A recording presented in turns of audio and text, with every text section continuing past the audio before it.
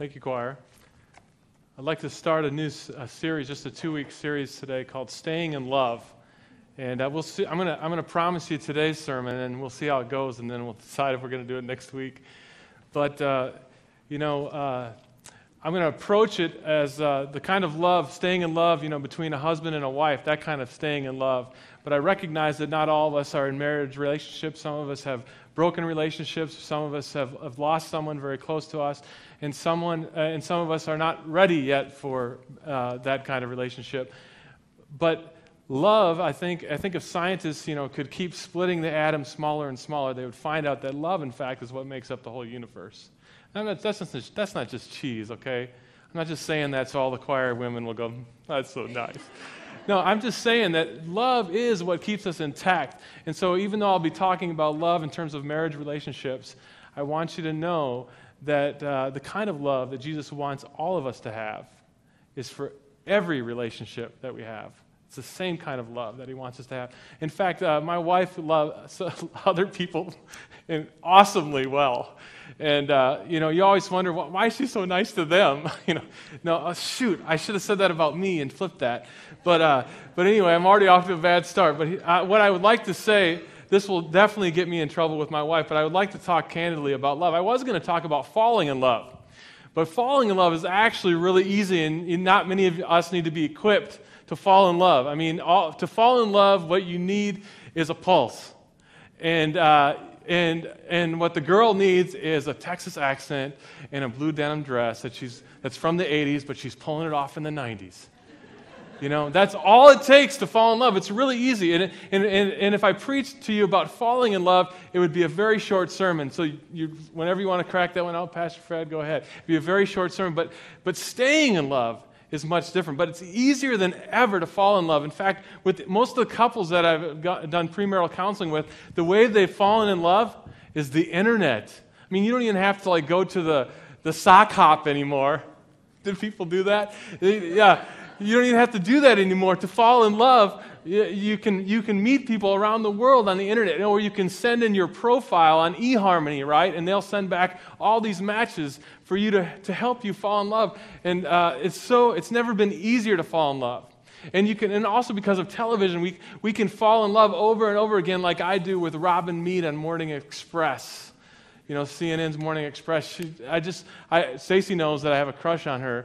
And it's so easy because people are coming right into your room. It's so easy to fall in love. But will we get our cue on what love is from culture?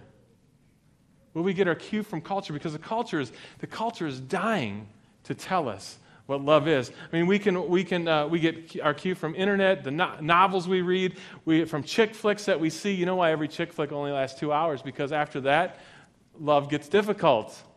After 2 hours, we get all these messages, from the outside world. But where will we get our cue? Because staying in love is altogether a different thing.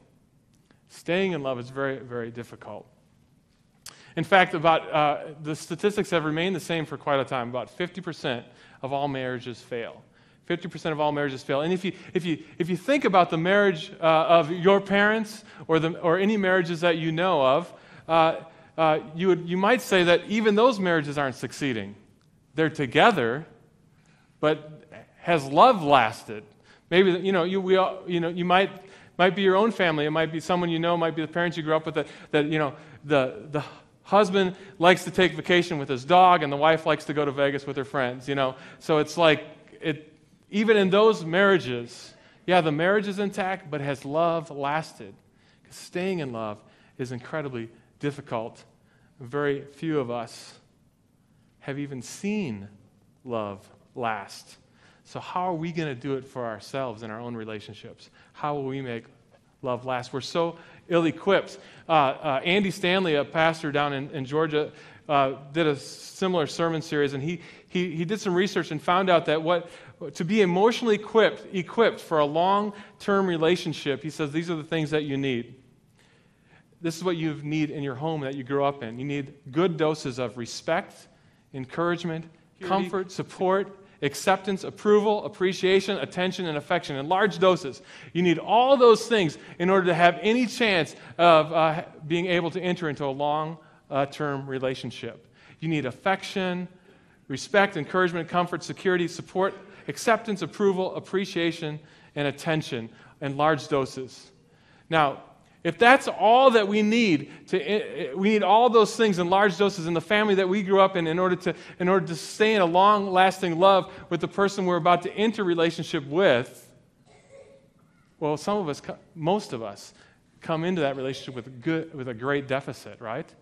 We come into those relationships. We didn't get all the security, acceptance, appreciation, attention that we needed. And we go into those relationships with a huge deficit. And then that's not even talking about the other person that we just met and we fell in love with. Where do they lack on all those areas too? But when we look for them, we're not looking for someone who has respect, encouragement, comfort, security, support, acceptance, approval, appreciation. We're just looking for someone who has a nice car. Oh, no, not anymore, right, Judy? We're looking at, or we're just, I'm just looking for that girl in the denim dress with the Texas accent. I didn't even think about all those things that I need. I need to grow in. I need to improve in, and I need that from her. And so what it changes then from wow, you have a great car and you're so cute, to why don't you give me love, encouragement, support, respect, attention, security, acceptance, appreciation? It becomes a stranglehold. Why don't you give it to me? I deserve it. I need this. And you were supposed to be the one who gave it to me. And it doesn't work out. What began as, I think you're cute, becomes as, you're not so cute anymore. Jesus has a lot to say about love. And I'd like to read from John chapter 13. In the midst of all that, Jesus has a very simple commandment that he gives us about love. This is what he says. John 13, verse 34. I give you a new commandment, that you love one another. Just as I have loved you, you shall also love one another. That's what Jesus has to say about love. That you do it. That you love one another. Well, wait a minute, Pastor Fred. Jesus here is not talking about the kind of love between, a man and a woman. He's not talking about romance. He's not talking about that. I thought this was going to be about staying in love, that romantic love. No, he's not talking about it. He's not talking about falling in love. That's like a noun. He's talking about a verb. This is my commandment. This new one I give you. Love one another. Jesus isn't talking about romance. He's talking about love. And if we can't love our spouse in that way, we'll never, the other way will come and go. But if we can't, wait a minute. Jesus is not even talking about our spouse here, Fred. He's talking about how we should be towards everybody. We should just love everybody. We should verb everybody. We should be charitable towards everybody. Yeah, and your spouse is one of the everybody's. As much as you sometimes might object to that, your spouse is one of the everybody's. And so in the very simplest way, or maybe it's the very fullest way, the way Jesus expects us to treat another human being, he certainly expects us to treat our spouse. That kind of love. That kind of love. But it goes on from there. Jesus doesn't just say, love one another. That's not the only command he gives. He specifies what that looks like. Love one another in the way that I have loved you.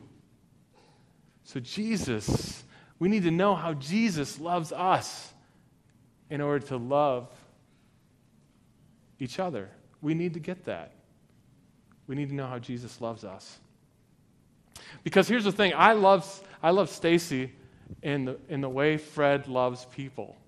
I'm really good at loving her in the way that I love people, which is a little bit passive-aggressively, sarcastic, and all that stuff, to manipulative a little bit, I get how to love Stacy in the way that Fred loves.